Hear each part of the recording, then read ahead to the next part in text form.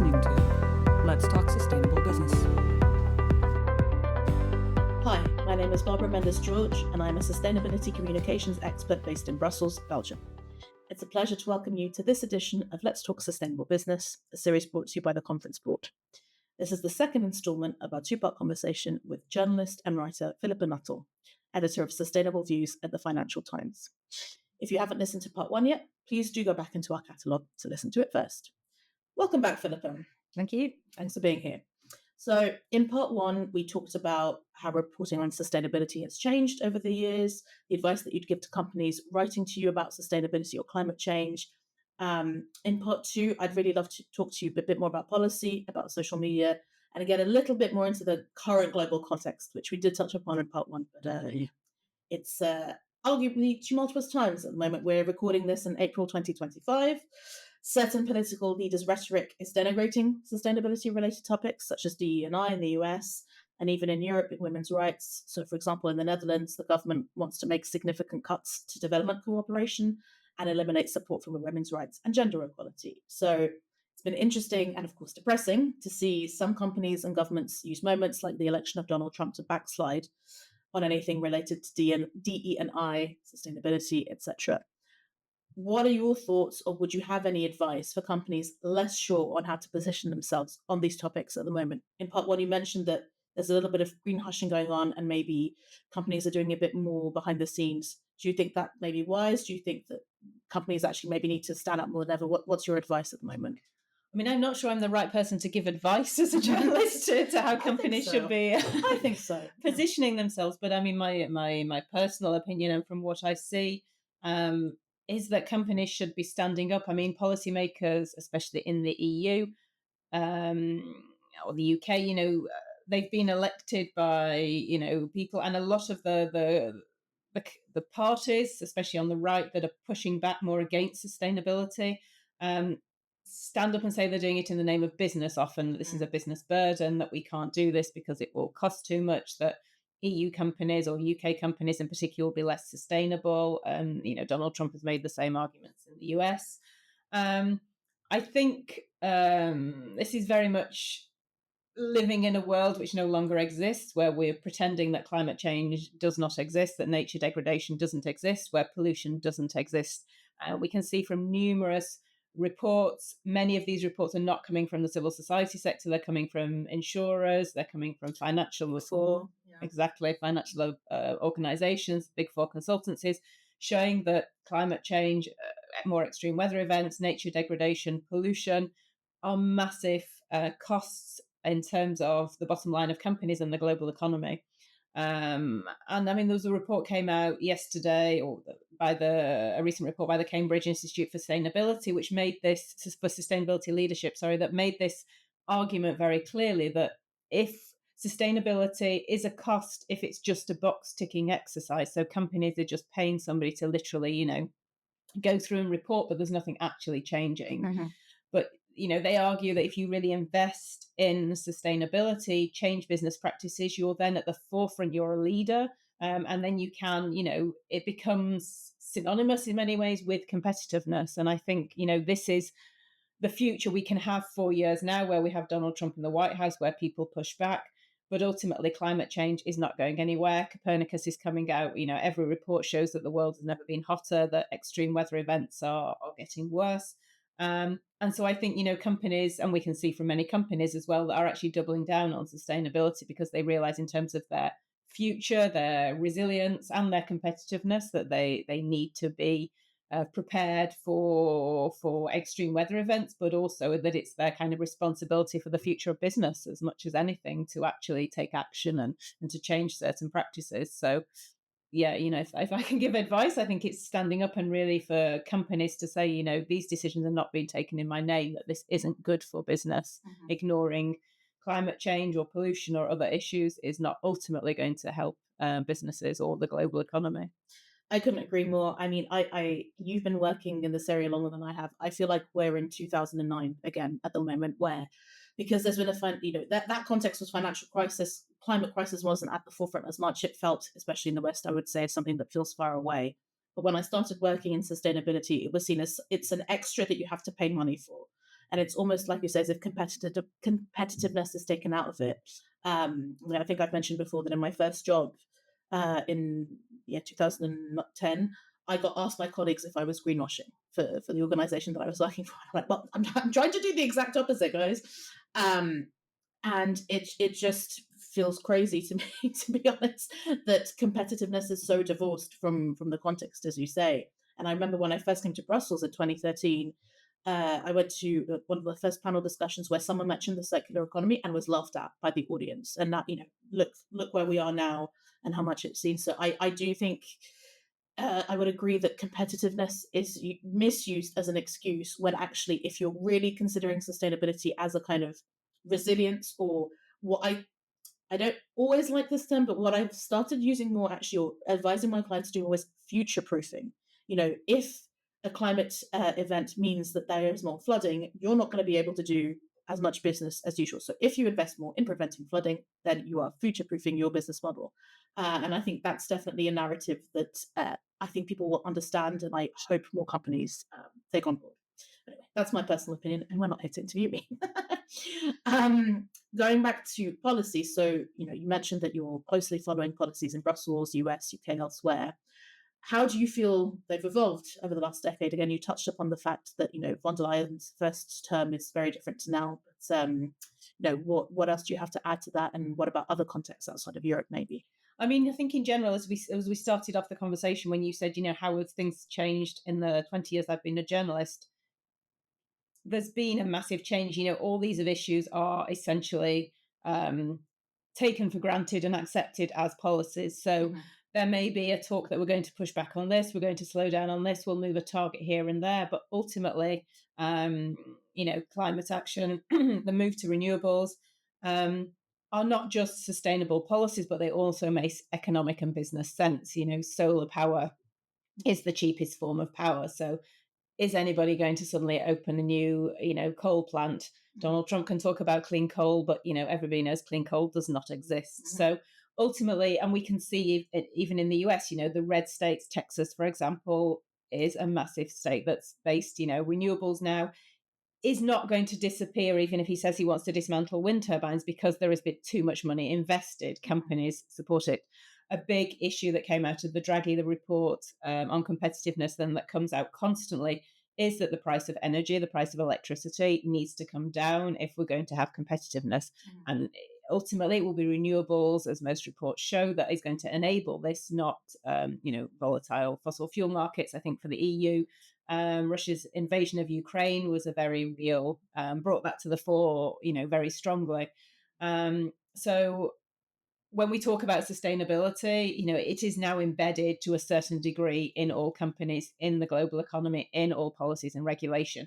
Now, how fast change happens, whether the investment that we need is there or not, I think those are the questions that could now change, and money could be moved elsewhere if it's not seen as the same priority it was. But ultimately, nobody's going to totally get rid of it. Donald Trump is trying to get rid of it at a federal level, but still, we also need to look in the US that a lot of legislation is state level. I think, when I speak to people in the US, or we speak to people in the US as a team at Sustainable Views, there is still, as in the first Trump term, this kind of restating that mayors, local authorities will stand up and continue to move forward with sustainability, with climate action. My personal feeling is that doesn't feel as strong as it was under the first Trump term, but I think there's still that movement there. So I think we have to be very careful when we say, exactly what is changing, and really look behind those headlines and kind of look at what companies are actually doing, rather than what they, rather than just, if words disappear, does that mean they've actually stopped doing it, or they're just being quieter about it and it's being done in a different way? And I think, some targets that were set by companies were extremely ambitious, and, they may well not be met. And perhaps there's also a bit of a reality check that's now happening in terms of reducing emissions. The first few years, it was the low-hanging fruit. It was quite easy to do, and it gets more difficult, and therefore so step 3, and then exactly. Yeah, and I think you've kind of reminded me of the fact that I think a lot of people that we forget in the conversation, firstly, is investors, whether sustainably related or not, because why are you going to invest in something that is going to cause more issues? that's it. It just doesn't make good business sense. And I haven't followed the debate recently, but I feel like for many years the debate was fossil fuel subsidies are so high, and one way to save money and be able to invest in cost competitive, lower cost renewable energy is to change that. And I still think that's not a topic that's discussed enough in the mainstream. So yeah. Um, so relatedly, what role do you feel businesses should play maybe when engaging with or positioning themselves alongside policymakers? Because again, there are kind of more sustainability leaders, more passive people, and you see every now and again where companies will get ahead of policymakers and say, well, no, actually, we need this legislation to happen because this is what we want to do, but we're not going to be able to get there without legislation. So, yeah, what advice would you give to any kind of business looking to position I mean, I themselves? think from a journalistic point of view, it's calling on businesses as policymakers and everybody else to engage, to answer questions, to speak to the press, because being silent isn't helpful because your voice isn't, part of the discussion. So if you want your voice to be part of the discussion and you have strong feelings on this in either way, then to stand out and speak, because otherwise it is the loudest voices like the Trump administration that we hear pushing back, and we don't hear those progressive voices or those voices of business which are still moving forward with sustainability and putting in place the policies that are needed and would like policymakers to stick to their targets. So I mean, we have seen many businesses come out and call, for example, for the sustainable finance, regulations, the CSRD, the CS-DDD, etc., the taxonomy in the EU to remain, or to perhaps a certain number of technical changes, but not to be weakened. And so I think that's it, is just to encourage more businesses. So it's not the usual suspects. We often hear from the same progressive businesses all the time. Yeah. It would be great as a journalist if you had there were more business leaders who were willing to speak out and say what they want and what they think needs to happen. Well, there's your call, businesses. Please get in touch with Philippa. Changing topics, I'd like to talk to you a little bit about social media, because I feel it obviously plays a huge role in consuming and disseminating news these days. And as someone working for legacy media, how do you feel about this evolving landscape? And how do you think businesses should engage with social media and video to reach the media, but also maybe in a more general sense?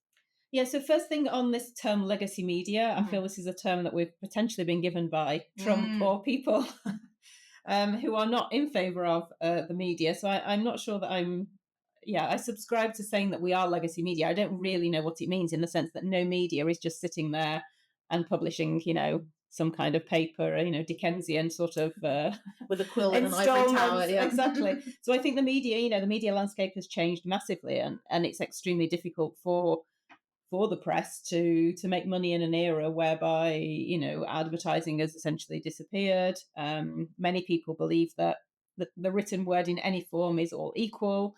Yeah. That specialists or experts are not needed because they can just ask their mate on Instagram what they're saying, or wherever else, TikTok. And so I think media has evolved massively, and this term legacy media, I don't really think means anything, because there isn't, it has evolved. Everybody's now on websites, everybody's, reacting constantly.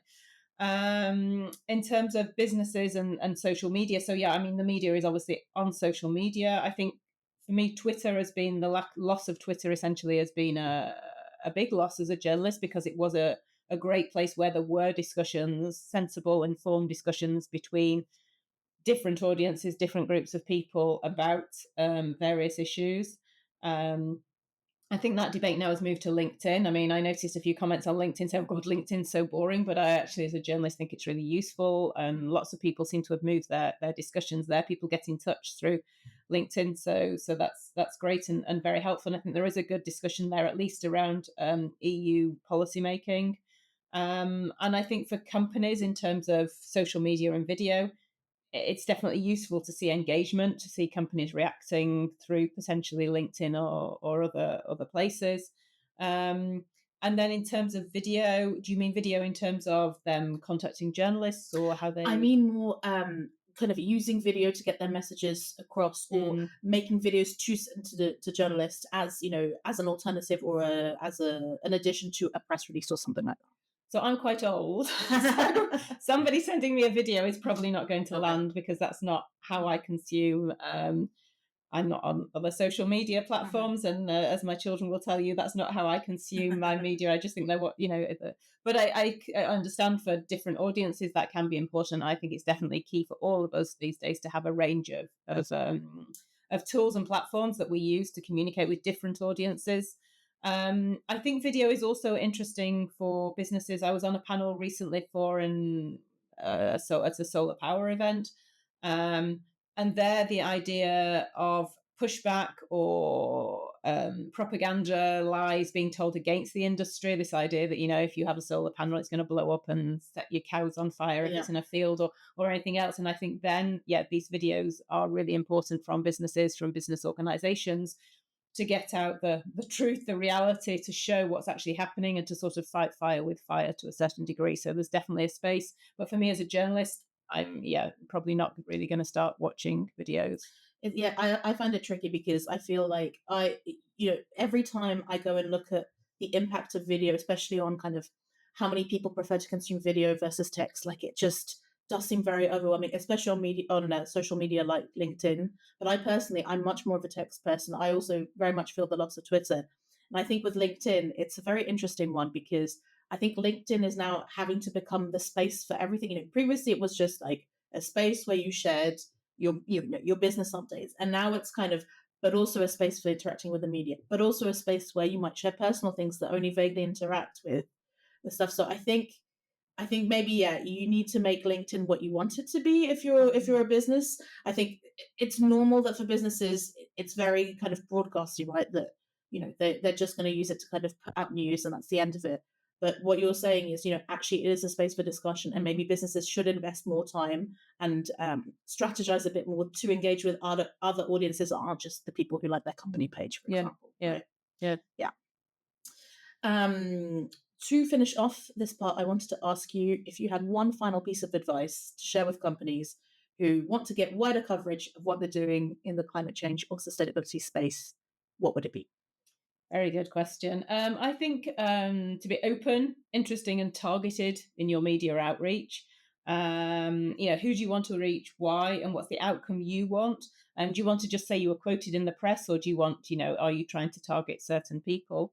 And to really engage if you're commenting on a policy, what is it within that specific policy that you're commenting on, and not just to send out sort of a bland jargon-filled quote or sentence that you may have used before, or that you sort of says exactly what you want to say, but ultimately means very little to journalists or to the audience that you want to reach. Be targeted, be timely. Thank you very much, Philippa, for joining us today for part 2. And thanks to our listeners. If you enjoyed this episode, please remember to subscribe to this podcast series and explore the entire catalogue of podcast programming from the Conference Board by visiting our website at tcb.org/podcasts. See you next time. That was Let's Talk Sustainable Business.